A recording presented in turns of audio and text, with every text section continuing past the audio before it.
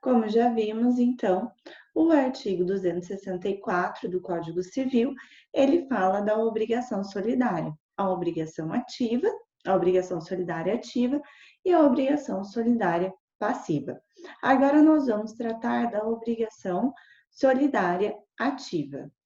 Bom, como já falado, a solidariedade ativa é quando cada um dos credores solidários tem direito de exigir de apenas um devedor o cumprimento de uma prestação por inteiro. Então, abram lá o código de vocês, no artigo 267 do Código Civil.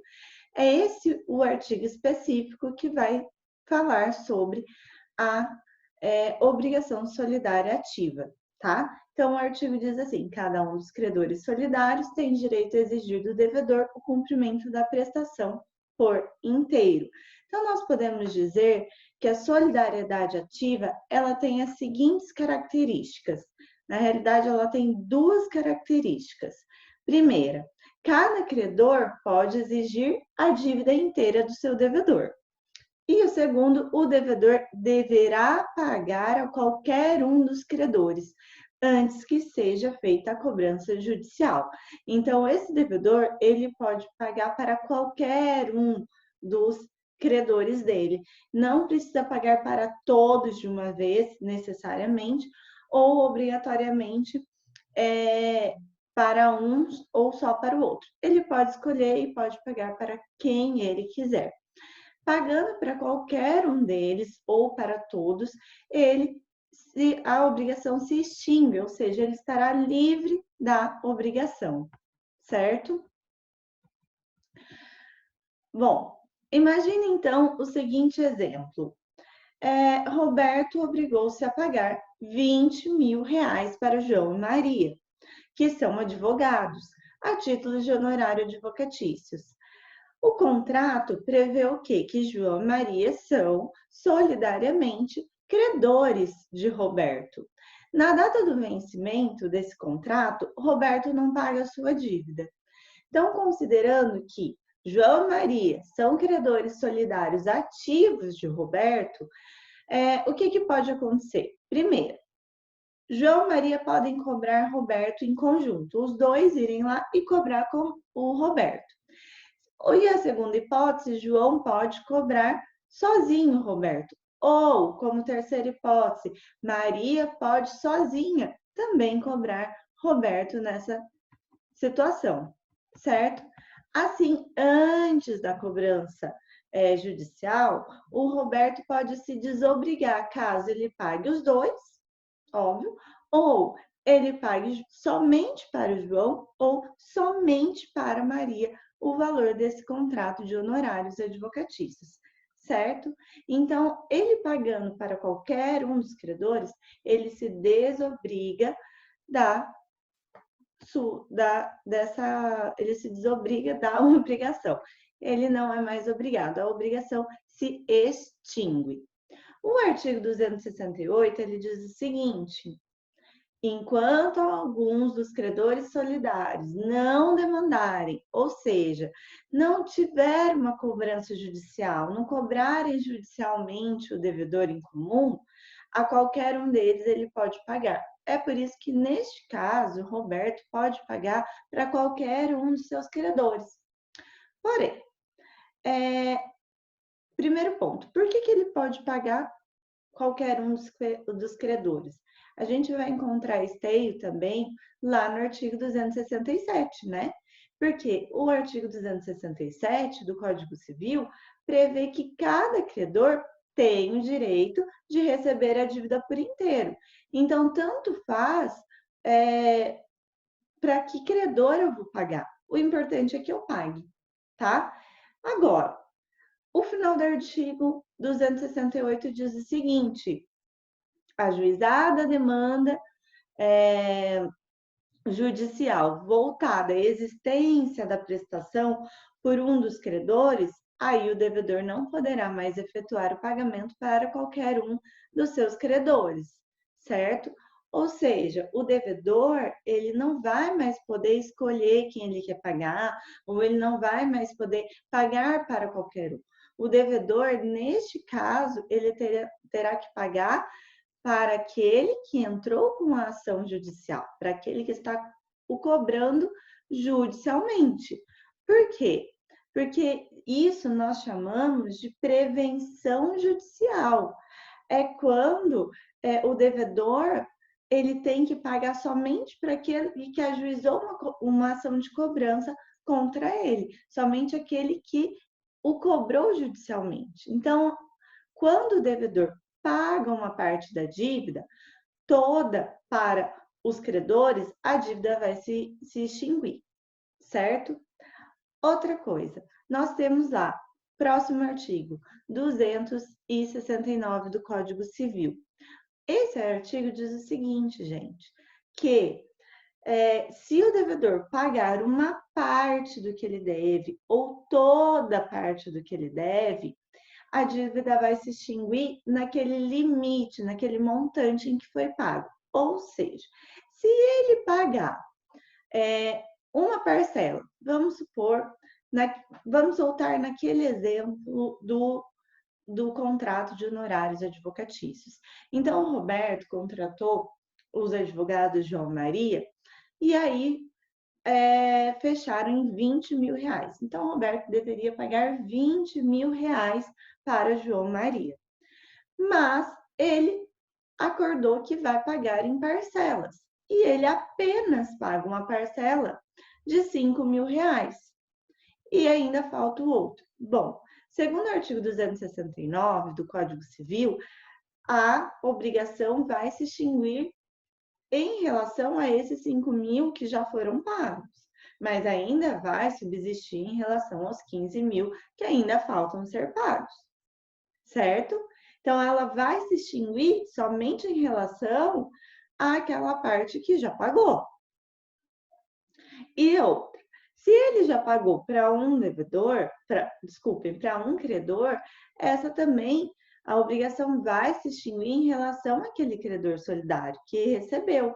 E aí, o que vai acontecer? Se ele pagou não apenas os 5 mil, mas os 20 mil para Maria, a obrigação dele foi extinta. Aí, quem vai dever a cota parte de João será Maria. Maria vai dever para João a sua parte. E aí, se for o caso, ele vai entrar com uma ação de regresso, certo? Vamos imaginar agora uma outra situação dentro da obrigação solidária ativa. Imaginem que um dos credores da obrigação morre. Agora a gente está nessa pandemia do coronavírus e um desses advogados sai na rua e ele já tinha uma certa idade e ele acaba vindo a falecer porque ele contraiu o vírus do coronavírus. E aí? Como é que vai ficar essa relação? Os herdeiros ou o herdeiro deste credor solidário que morreu vai ter o direito de exigir essa prestação e vai poder exigir por inteiro, como se fosse o credor solidário originário da obrigação? Ou seja, morreu. O seu herdeiro ou os seus herdeiros podem ir lá e exigir a prestação por inteiro, porque lembre-se, na nossa obrigação original, o Roberto pode pagar tanto para João quanto para Maria. Se João saiu na rua, contraiu o vírus do coronavírus e morreu, os seus herdeiros ou o seu herdeiro poderá exigir também ou poderá receber toda essa parte? Bom, nesse caso, nós temos o artigo 270 que vai responder essa questão. O artigo 270 diz o seguinte: se um dos credores solidários falecer deixando herdeiros, cada um desses só terá direito a exigir a sua cota parte do crédito que corresponder ao seu quinhão hereditário, salvo se a obrigação for indivisível. Esse artigo deixa claro o seguinte: se faleceu, se o João lá do nosso exemplo faleceu e ele for um dos credores solidários, então se o João faleceu, haverá refração do crédito e os herdeiros não terão direito de exigir a prestação por inteiro. O que é a refração? É como se fosse a repartição deste crédito. Ou seja, se a obrigação era de 20 mil reais, Roberto tinha a obrigação de pagar a seus advogados, João e Maria, 20 mil reais. João sai, contrai o vírus e morre. Então, os seus herdeiros terão direito àquela cota parte. Então, se a obrigação era de 20 mil, ela será dividida. Ou seja, João teria direito a 10 mil reais e Maria 10 mil reais. Logo, os herdeiros de João poderá exigir apenas esses 10 mil reais. E de que forma? Na forma fracionada. Então, se eu tenho 2 herdeiros, se João tinha 2 filhos, cada um terá direito a 5 mil reais cada um, ou seja, a sua cota parte do quinhão hereditário, certo? Agora, imaginem que nessa situação, será que pode ocorrer alguma exceção? Imaginem que, na verdade, João não tinha 2 filhos, mas ele tinha um filho. Como que fica então? Será que vai ser da mesma forma? Não.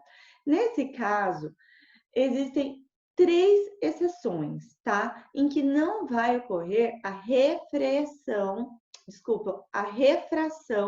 do crédito, ou seja, essa partilha do crédito, e aí sim os herdeiros vão poder exigir essa prestação por inteiro, ou seja, os herdeiros de João poderão cobrar Maria no valor total do crédito dos 20 mil reais.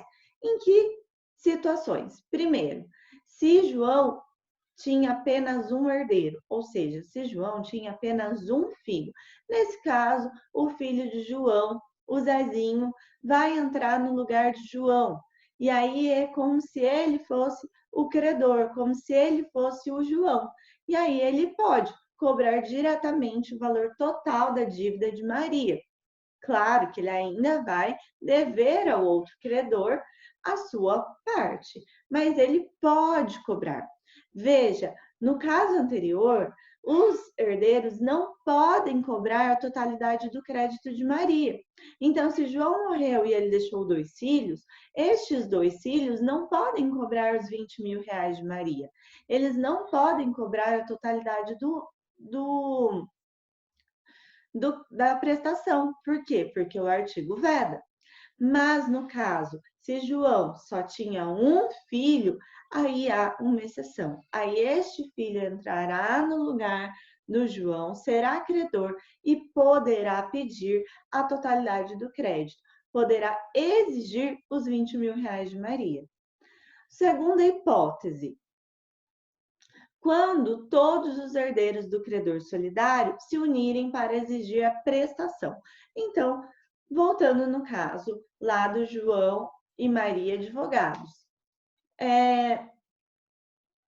João morreu e deixou 2 filhos, Huguinho e Zezinho. Neste caso, se Huguinho e Zezinho se unirem, eles podem, então, pedir a totalidade do crédito. O que eles não podem é pedir a totalidade do crédito sem se unir. Então, se os 2 herdeiros, ao mesmo tempo, exigirem o cumprimento da obrigação de Maria em sua totalidade, ok, eles podem. O que não pode é somente Zezinho ou somente o Guinho pedir. Aí é aquele caso vedado pelo artigo, certo? Mas se for os 2, eles podem exigir a prestação por inteiro. E, por último, o terceiro caso é quando o objeto da prestação for indivisível. Lembram-se que lá no final, quando eu li o artigo 270, o final estava escrito assim: salvo se a obrigação não for indivisível. E por quê? Porque se for indivisível, se o objeto dessa obrigação for indivisível, não tem como dividir. E aí não tem como fracionar essa prestação. Então, imaginem que, na realidade, João e Maria são credores de Roberto. Mas Roberto não contratou, neste exemplo, os honorários advocatícios, mas sim contratou uma obra, um quadro famoso e eles têm que entregar o quadro para João e Maria. Gente, como é que nós vamos dividir um quadro? Como que eu vou pedir para o Roberto entregar pedacinhos do quadro para os herdeiros, para o outro credor? Não tem como. Então, nesse caso, os herdeiros podem pedir que seja cumprida a obrigação. Pode pedir que Roberto entregue o quadro, tá? Por quê? Porque neste caso o objeto é indivisível. É diferente quando nós estávamos falando de dinheiro, porque o dinheiro é divisível. Lembram-se lá das obrigações divisíveis e indivisíveis? Então, o dinheiro é uma obrigação divisível. Eu consigo dividir, dar a cada um a sua cota parte. Neste caso, eu não consigo, porque João e Maria compraram de Roberto uma obra de arte. Não tem como Roberto dividir da metade da obra de arte para cada um deles. Ele vai dar o quadro inteiro.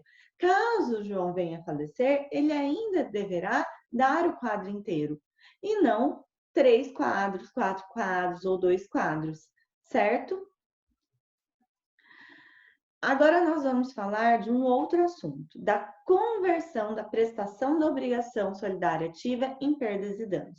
Então, imaginem que João e Maria contratou Roberto para entregar, e Roberto tem que entregar, pintar e entregar um quadro para ele. Mas, um quadro famoso.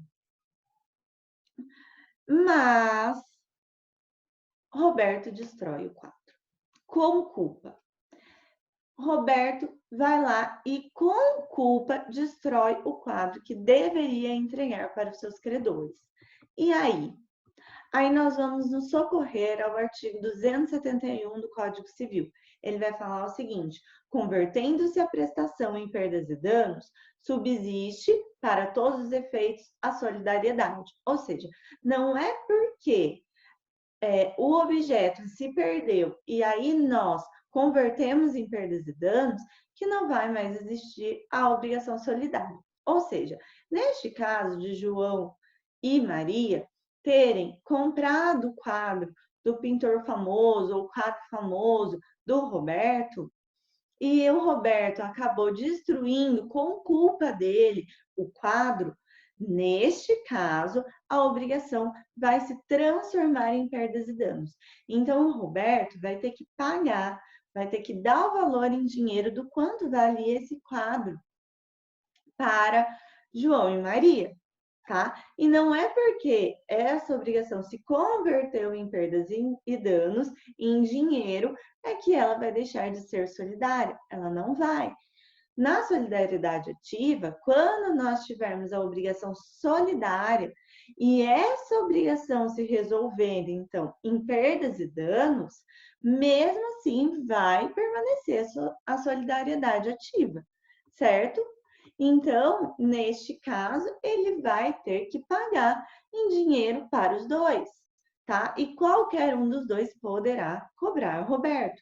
Tanto João quanto Maria poderá cobrar o valor referente ao quadro que se perdeu por culpa do devedor, por culpa do Roberto. Certo? Tá, mas por que que o nosso exemplo vai continuar subsistindo a solidariedade se o dinheiro é divisível? Né? Eu acabei de falar que o dinheiro ele é divisível. Por que que ainda assim cada um pode cobrar a totalidade do Roberto? Já que se converteu em perdas e danos, já que o Roberto vai dar o dinheiro, por que que somente um ou o outro, ou também os dois, mas um ou outro pode cobrar a totalidade do valor de Roberto. Bom, porque nós temos sempre que lembrar, e lembrar lá do primeiro vídeo, em que falamos sobre a solidariedade. A solidariedade, ela vai resultar da vontade das partes, ou da vontade da lei, lembram? Então, não importa se o objeto da prestação é divisível ou indivisível, o que importa é que é a vontade das partes ou da lei.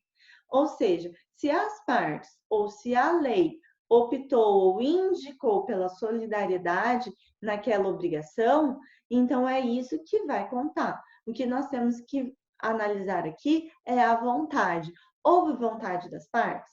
Ou houve vontade da lei? Então não importa se o meu objeto é divisível ou indivisível. A minha obrigação vai sempre ser solidária. E se o valor do crédito, que pertence a todos os credores solidários, o que vai acontecer se apenas um dos credores receber, então, a totalidade desse crédito? Porque, veja, eu disse que a solidariedade decorre da vontade das partes ou da lei, certo? E que qualquer um deles pode exigir a totalidade da prestação e que o devedor ele deve a totalidade para qualquer um dos credores. O que vai acontecer se, naquele nosso exemplo, que nós temos João e Maria como credor e Roberto como devedor, se Roberto pagar apenas a Maria e não pagar a Roberto? Desculpem, a João. Então, Roberto deve a quantia de 20 mil reais para João e Maria. Roberto paga os 20 mil reais para Maria. O que vai acontecer nesse caso? O que vai acontecer é que, lá segundo o artigo 272 do Código Civil, abram aí, diz o seguinte, que o credor que tiver remido a dívida ou recebido o pagamento responderá aos outros pela parte que lhe caiba. Então, se Roberto pagou os 20 mil reais para Maria, ou seja, a totalidade da sua prestação a Maria, o João poderá cobrar a parte que lhe cabe a Maria, ou seja, os 10 mil reais. Por quê? Nós temos que levar em conta e partir do pressuposto que a obrigação, essa prestação, ela é divisível em relação aos credores. Então, se a obrigação ela vale ali 20 mil reais, 10 mil reais é a quota parte de cada credor, certo? Então, Maria tem que pagar essa parte que ela recebeu a mais. Então, lá no caso dos honorários advocatícios, Roberto contrata João e Maria. Eles cobram 20 mil reais de Roberto. Quando o Roberto pagar os 20 mil reais, 10 mil reais será de João e 10 mil reais será de Maria. Então, nesse caso, se Maria receber os 20 mil reais, ela deverá passar 10 mil reais para João, certo? Mas, e se João resolve perdoar a dívida de Roberto? João chega para Roberto e diz: olha, eu vou perdoar a sua dívida. Você não precisa mais me pagar os 20 mil reais. Bom, nesse caso, nós vamos nos socorrer novamente ao artigo 272, na primeira parte dele, que diz assim: o credor que tiver remido, o que é remido? É perdoado. Que tiver perdoado a dívida, responderá aos outros pela parte que lhes caiba. Ou seja, se João resolveu perdoar a dívida de Roberto, Maria não perdoou. Maria não é obrigada a perdoar a dívida de Roberto só porque João resolveu perdoar. Ou seja, se João perdoar os 20 mil reais, que era a dívida de Roberto, ele ainda vai dever a Maria os 10 mil reais. Ele quem? João. Gente, prestem atenção.